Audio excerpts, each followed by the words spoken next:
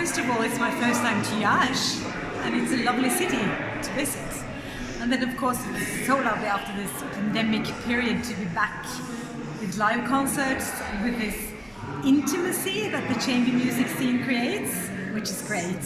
And I also love the repertoire, the halls, and of course, in particular, that there are many female composers on the program this year. Yeah, we enjoyed very much your conference. Thank you. We know that Dragoș Cantea had the cultural management studies in Norway, and I would like you to tell us if there are such events like this, or if you find any elements common with your festivals. I mean, I would like to understand where did Dragoș took his inspiration from. You know, in Norway it has the last 20 years and more, it's been a trend to put festivals in not only in the big cities, but also in smaller places, and in particular chamber music. It might be inspired from that, you know, excellent musicians gathering in a little town at the south coast called Risør, or maybe even high up north in Lofoten, you know, where there's the midnight sun and they're out in almost nowhere. You find chamber music because there is a church and you fly in the musician, and it creates a very particular atmosphere. So many of the chamber music festivals in Norway would be a bit different from this, which is more like in the middle of the city. But we of course also have in the cities. But in Norway, that's to me, I think that's a particular treat, and it's very nice, you know, to come out from the concert and come out in the fabulous nature, for instance, not just in the city. So I don't know, you should ask Dragoș whether he's been to many of those festivals, but at least the festivals have been sort of blooming chamber music festivals all over Norway over the last 10, 20, 30 years.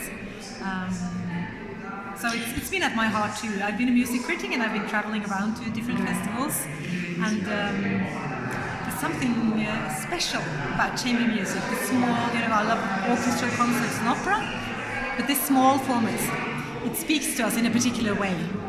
This conference had such a trend to be like a musicology for people.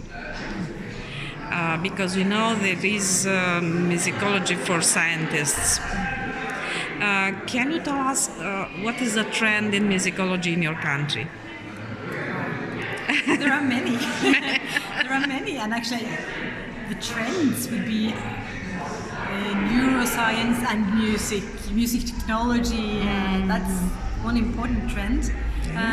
But then there is also this interest in music history, which is my field.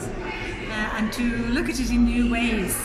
Yes, to include the women, to include cultural diversity in general, which I think is interesting. And I also think, in a way, with classical music, it's, I wouldn't say easy, but